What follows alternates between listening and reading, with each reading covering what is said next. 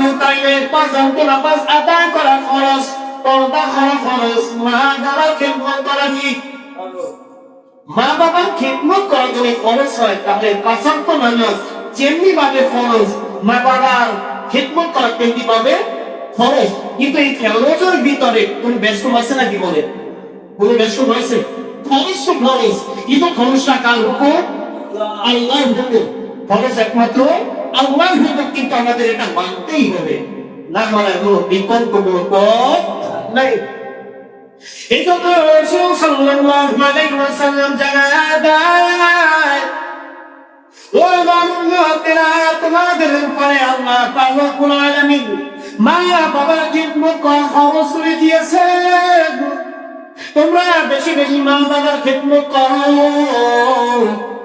এক সাহাবায়ে কেরাম বিশ্ব নবীর কাছে গেল, ইয়া রাসূলুল্লাহ, ইয়া হাবিবাল্লাহ, আমি গতকালকে রাতে স্বপ্ন দেখেছি মায়ের পায়ে, আমি গতকালকে রাত্রে দেখেছি আরশের পায়া নিচে চুমো খাইতেছি। কি স্বপ্ন দেখছেন? যে আরশের পায়া নিচে চুমো খাইতেছে। আল্লাহ রাসূলের কাছে গেলেন, ইয়া রাসূলুল্লাহ, ইয়া হাবিবাল্লাহ, স্বপ্নের ব্যাখ্যা একটু আমাকে বাঁকায়া বলেন। আল্লাহ নবী বলেন, ও সাহাবী, তুমি রাত্রিবেলা স্বপ্নে দেখেছ আরশের পায়ের নিচে তুমি চুমো খাইতেছ, এই জমিনে তোমার মা বাবা আছে নাকি? ওই সাহাবী বলে, ইয়া রাসূলুল্লাহ, ইয়া হাবিবাল্লাহ, আমার মা এবং বাবা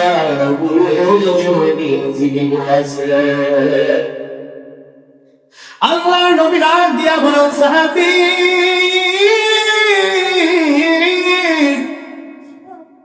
তুমি কি জানো নাকি ওই যে আরশের পায়ের খুঁটি আর যেই তোমার মায়েরকে আল্লাহ দুইটা পা দান করেছে, তোমার মায়ের পা আর আরশের পায়া একেবারে সমান। তুমি যদি তোমার মায়ের পায়ে যে চুমু দাও, তোমার মায়ের পায়ে যদি তুমি চুমু দাও, ওইটা আল্লাহর কাছে এত দামি। পয়গম্বর জানায় দেয়, তুমি যদি তোমার মায়ের পায়ের উপরে চুমা দাও, ওই পা দুটো হচ্ছে আল্লাহ পাক রব্বুল আলামিনের আরশের খুঁটি। আরে যুবক ভাই, আল্লাহর নবীর কাছে এক সাহাবী এসে জিজ্ঞেস করে, ইয়া রাসূলুল্লাহ, ইয়া হাবিবাল্লাহ, সব চাইতে মা এবং বাবা এই দুই জোড়ার ভিতরে সব চাইতে আমার কাছে দামি কে? কি জিজ্ঞেস করছেন? যে মা এবং বাবা দুইজনের ভিতরে আল্লাহর নবী আমার কাছে দামি কে সবচেয়ে? বিশ্বনবী বললেন, তোমার মা। তোমার মা। দ্বিতীয়বার আবার সাহাবী জিজ্ঞেস করলেন, ইয়া রাসূলুল্লাহ, ইয়া হাবিবাল্লাহ, তারপরে কে? বিশ্বনবী আবার বললেন, তোমার মা। তৃতীয়বার ওই সাহাবী আবার জিজ্ঞেস করলেন, ইয়া রাসূলুল্লাহ, ইয়া হাবিবাল্লাহ, তারপর কে? তখন তৃতীয়বারের সময় বললেন, তোমার মা। সাহাবী আবার জিজ্ঞেস করলেন, ইয়া রাসূলুল্লাহ, ইয়া হাবিবাল্লাহ, তারপর আমার কাছে বেশি আদরের কে? এরপরে বলেছেন, তোমার বাবা। চতুর্থবারের সময় বলেছেন, তোমার বাবা। আল্লাহর নবী বলেন, ও সাহাবায়ে কিরাম, তিনবার কেন তোমার মায়ের কথা বলা হয়েছে?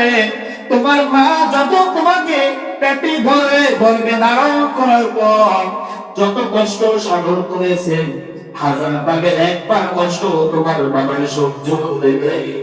তুমি যখন তোমার মায়ের গর্ভে আসছো, তোমার মা ঠিক মতো খাবার খাইতে পারে না, তোমার মা ঠিক মতো ঘুমাইতে পারে না। গভীর রাত্রে যখন 1 মাসের কনকনে শীত, ওই শীতের ভিতরে তুমি তোমার মাকে যখন লাথি মেরেছো, তোমার মা সারা তোমার উপরে, তোমার মা তোমার বাবাকে উঠাই না, সারা রাত্র বসিয়া বসিয়া সন্তানের প্রসব বেদনার কষ্ট সহ্য করেছে। এই কষ্ট কিন্তু তোমার বাবা সহ্য করে নাই, তোমার মা ভালো মতো খাবার খাবার করে হজম করতে পারে না। ওর যুবক সন্তান আল্লাহ তাআলা ঘোষণা দিয়েছেন, তোমার মায়ের পায়ের নিচে আমার আল্লাহ তোমার দিয়েছে। আজকে আমার মায়ের বাবার খিদমত যদি করা যাইতো, আজকে আল্লাহ নবী বলেছেন, তোমার মায়ের পায়ের নিচে সন্তান তোমাদের জান্নাত। হজ করার জন্য লক্ষ কোটি টাকা খরচ করে বাইতুল্লাহ যাওয়ার কোনো প্রয়োজন নাই, দরকার নাই। আজকের এই সমাজে যাবে তোমার মা আছে জীবিত, ওই মা বাবার খিদমত করো, সর্বদা মায়ের কাছে থাকো। আর ওই মা যদি একবার হাত তুলে সন্তানের জন্য করে, হে মালিক, তুমি আমার সন্তানকে চিরদিনের জন্য মাফ করে দাও। আমার সন্তান কত কষ্ট করে, আল্লাহ আমার সন্তানের জন্য সন্তানের কাজগুলো আসার করে দাও। আল্লাহ তোমার মা তোমার জন্য দোয়া করতে দেরি করে, আমি আল্লাহ দোয়া কবুল করতে দেরি করি না। ও ভাই বোন আমার বন্ধুগণ, আমার মা কি জিনিস কিতাবের ভিতরে আছে, এক সাহাবী তার আগে এত পরিমাণ কষ্ট নিয়েছেন, যার কারণে ওই সন্তান যখন এই দুনিয়ায় আসবে, আসার সময় ওই সাহাবী এতিম হয়ে দুনিয়ায় ঢুকে আসছেন। যখন এই দুনিয়ায় আসার সময় সন্তানের কোনো বাবা ছিল না, ওই সন্তানটা যখন প্রসাদ বেদনার মায়ের যখন শুরু হয়েছে, শুরু হওয়ার সন্তান অনেক ঝুঁকে নিয়ে আসছে। আসার আগে সন্তানের বাবা চেহারা দেখতে পারে নাই, বাবা দুনিয়া থেকে বিদায় হয়ে গেছে। কিন্তু যখন বাবা বিদায় হওয়ার সময় মা ইচ্ছা করলে অন্য জায়গায় বিবাহ বসতে পারতেন, বিবাহ বসে নাই। কিন্তু তার পেটের ভিতরে সন্তান এই চিন্তা ভাবনা করেছেন যে আমার পেটের ভিতরে যে সন্তান আছে, ওই সন্তানকে যদি আমি লালন পালন করতে পারি, সন্তানটাকে যদি মানুষের বন্ধু মানুষ বানাইতে পারি, তাহলে আমার কষ্ট থাকবে না। কিন্তু সন্তানরা যখন এই জমিনে আসলো, আসার পর সন্তানরা যখন একটু বড় হয়, আস্তে আস্তে সন্তান বড় হয়। আর মা ওই সন্তানের জন্য এত কষ্ট করেছে, মানুষের বাড়ি ভিক্ষা করে করে সন্তানকে খাওয়াইছে। কি করেছে? মানুষের বাড়ি মা ভিক্ষা করেছেন সন্তানকে খাওয়ানোর জন্য, লেখাপড়া করাইছেন মা, মানুষের বাড়িতে কাজ করিয়া করিয়া টাকা উপার্জন করে সন্তানকে পড়াইছে। এরপরে যখন সন্তান বড় হয়ে গেল, বড় হওয়ার পর সন্তানকে এরকম বিবাহ শরীর করাইলে, বিবাহ করার পর মা তারপর মানুষের বাড়ি কাজ করে। ওই কাজ করার পরে যখন হঠাৎ সন্ধ্যা করে কাজ শেষে যখন বাড়িতে আসছেন, বাড়িতে আসার পর এমন সময় দেখতেছেন সন্তান তার মাকে মা বলে আর ডাক দেয় না। এমন সন্তান আছে না? বিয়া করার পর মা বাবাকে চেনেন এমন সন্তান নাই। 100-র ভিতরে 90টা সন্তানই মায়ের মা বাবার ব্যবহার ভালো লাগে না। 3 দিনের সাথী পাওয়ার পর মা বাবা হয়ে যায় বড় শত্রু, ঠিক কিনা? 3 দিন 4 দিনের মাথায় স্ত্রী বলে আমাদের জুদা খাইতে পারবো, না হলে এই বেনিয়ে তোমার সাথে আমি সংসার করতে পারবো না, কারণ আমি বিয়ে বসি তোমার একলার সাথে, তোমার মা বাবা ভাত রান্নার জন্য তো কাজের লোক হিসেবে তো আমি তোমার বাড়িতে আসি নাই। এমন জালের বর্তমানে পয়দা হয়েছে, ঠিক কিনা? যারা শ্বশুর শাশুড়িকে করতে রাজি, তারা কি একদিন শ্বশুর শাশুড়ি হলো না? হবে, কিন্তু তার ভবিষ্যতে কিন্তু দেখা যায় যখন ওই সন্তানটা বিবাহ শাদী করেছে, বিবাহ করার পর দেখতেছেন মা কত কষ্ট করেছেন, নামাজের মানে ভিক্ষা করে করে সন্তানটাকে খাওয়াইছেন। এরপরে হঠাৎ করে দেখতেছেন সন্তান মাকে মা বাবা বন্ধ করে দিয়েছে। হঠাৎ করে ওই আল্লাহর বান্দির জীবনের একটি ঘটনা, যখন বাড়ির ভিতরে আসলেন, আসার পর তার মায়ের কাছে কিছু না জিজ্ঞাসা করার পরে মাকে মারধর সৃষ্টি করলেন। বলতেছি আজকের দিনের ভিতরে আমার বাড়ি তোমার ত্যাগ করতে হবে। তুমি যদি আজকের আমার এই ঘরের ভিতরে থাকো তাহলে তুমি কিন্তু তোমার রেহাই পাবে না। এই বলে মাকে অনেক মারধর করলো। মা সন্তানের হাতে যতন ভালো খায় আর চোখের পানি ফালায়। ওই তিনি তোমার আল্লাহর কাছে দোয়া করলেন, হে মালিক, আমি কষ্ট সহ্য করতে পারি না। আমার সন্তান আমাকে এতভাবে প্রহার করে আঘাত দেয়, আমি মা বিরত মানুষ মা খাইতে পারি না। আল্লাহ, সন্তান যে আমাকে মারধর করতেছে, আমাকে যে পরিমাণ কষ্ট দেয়, এই ডাকুন কষ্ট আল্লাহ আপনি কবরটাকে আমার সন্তানের কবরে আপনি না বলিয়ে। মা যদি দোয়া করে ওই দোয়া তো আল্লাহর দরবারে কবুল হয় না। বিশ্বাস হয় যদি মা বাবা, শুধু আল্লাহ তাআলা বলেছেন কোন মা এবং বাবা সন্তানের একটা ব্যবহার দ্বারা সত্য করে আল্লাহ পাক রব্বুল আলামিন বলেন তার জন্য আল্লাহ জান্নাত হারাম হয়ে যায়, তখন কোন দন্ত মাই তাকে ক্ষমা দান করে। যদি সন্তানের একটা ব্যবহারের কারণে সত্য করে তার এই দুনিয়া শ্বাস কোনটাও শেষ হয়ে যাবে। এজন্য ওই মা যখন দোয়া করলেন, হে মালিক, আপনি এই দুনিয়ার মধ্যে আমি মা জীবিত থাকাকালীন অবস্থায় কষ্ট দিয়েন না, আমি মা দেখে সহ্য করতে পারবো না। মা যখন দোয়া করলেন আল্লাহ দরবারে সামনে সামনে হঠাৎ করে যখন আল্লাহ কখন থেকে গজব এসে যায়, ওই সন্তান বেশি দিন এই জমিনে লাশকে করে দেয়। লাশকে নাও করার পর যখন দুনিয়া থেকে বিদায় হয়ে যায়, বিদায় হওয়ার পর আল্লাহ নবী একদিন যখন নামাজ পড়ার জন্য যখন মসজিদে নববীর ভিতরে ঢুকবেন, এমন সময় জান্নাতুল বাকির ভিতরে কবর জিয়ারতে ঢুকলেন। এমন সময় আল্লাহ নবী দেখতেছেন ওই যুবকের কবরের ভিতরে এত পরিমাণ আযাব হয় যা দুনিয়ার কোনো মানুষ সহ্য করতে পারে না। এত পরিমাণে কষ্ট আযাব যা মানুষ সহ্য করতে পারে। আল্লাহ নবী ওই যুবকের কবরের কিনারায় দাঁড়াইয়া গেল। এরপরে দোয়া করতেছেন, দোয়া কবুল হয় না। আল্লাহ নবীর সিনা মোবারক কবরের সাথে মিলায়ে দোয়া করতেছেন। গাইরি আওয়াজ আসলে আল্লাহ তাআলা ডাক দিয়া বলে, হে বন্ধু, আজকে আপনি যা কবরের কিনারায় দাঁড়াইছেন, এই সন্তানের মা যতটুকু পর্যন্ত সন্তানের নাকি না ছাড়বে ততটুকু পর্যন্ত আমি আল্লাহ সন্তানের কবরের আযাব আমি আল্লাহ হালকা করব না।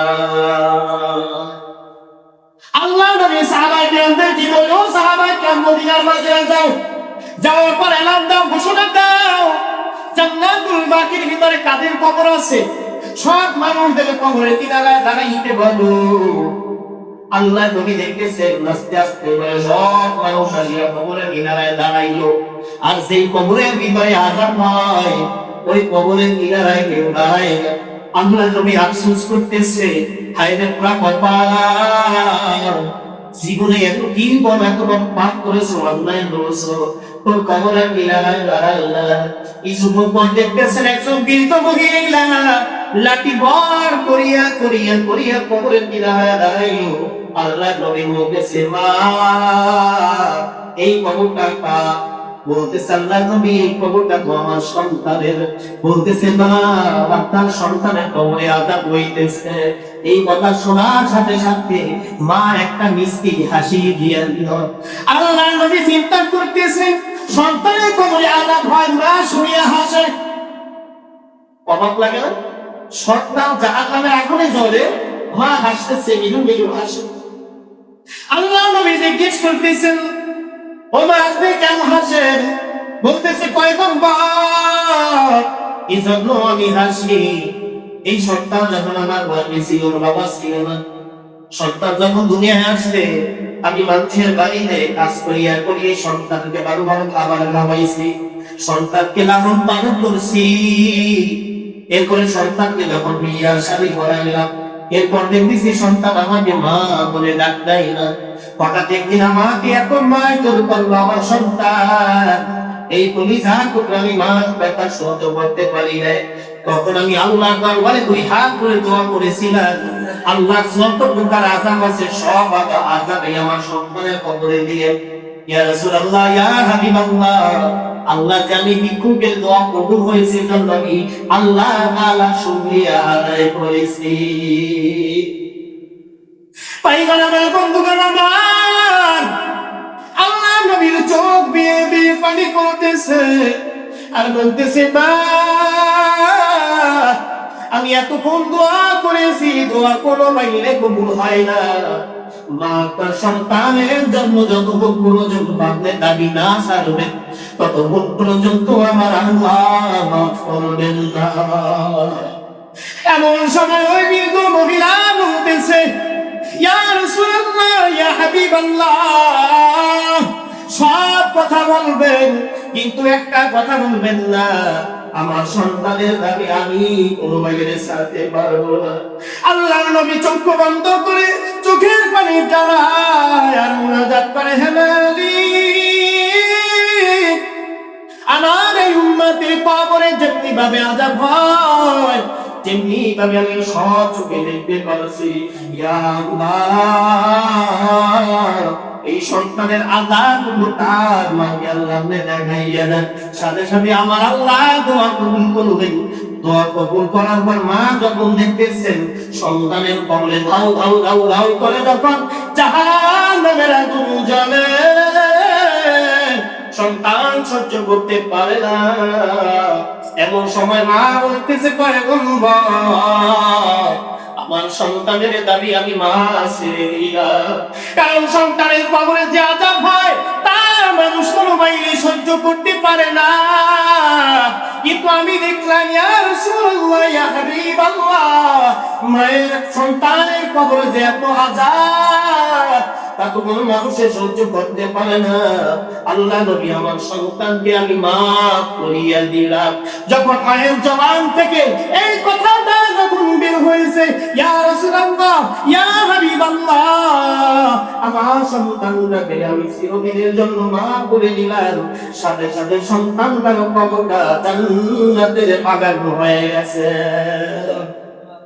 তো মা কি জিনিস যতক্ষণ পর্যন্ত মা সন্তানের দাবি না ছাড়ছে ততক্ষণ পর্যন্ত ওই সন্তানের কবরে গিয়ে আযাব চলতেই রয়েছে। মা যখন দাবি ছেড়ে দিয়েছে সাথে সাথে আমার আল্লাহ মাফ করে দিয়েছে। এজন্য ভাইগণ আমার, বন্ধুগণ আমার, এ যুবক ভাই, তোমার পায়ে হাত দিয়া বলি, বন্ধু, মা বাবার সাথে সারি দিয়া কথা বলিও না, মায়ের মনে কষ্ট দিও না, বাবার মনে কষ্ট দিও না।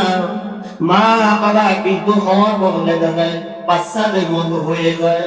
হঠাৎ করে এমন এমন বোকা বোকা কথা বলে, দেখা যায় বলার সাথে সাথে তোমার মাথার চামড়িটা গরম হয়ে যায়। কিন্তু দেখা যায় যুবক ভাই, ধৈর্য ধরতে হবে, মা বাবাকে বুঝাইতে হবে, মা তোমার এই কথাটা হয় না, এইভাবে কথাটা বলো, কিন্তু মা বাবার সাথে জারি দেওয়া যাবে না। আজকের যাদের মাকে মা বাবা কি কষ্ট দিয়েছে, আজকের প্রমাণ আছে হাজার হাজার প্রমাণ। মায়ের মনে কষ্ট দেওয়ার পরে এমন এমন সন্তান গুলো আল্লাহ পাগল বানাইয়া দিয়েছেন, রাস্তায় রাস্তায় দৌড়াদৌড়ি করতেছে কিনা। এজন্য আমাদের সমাজে যাদের মা বাবা আছে, মা বাবার খিদমত করা আমার আল্লাহ ফরজ করে দিয়েছেন। এজন্য মা বাবার খিদমত আমরা করবো কি করবো না।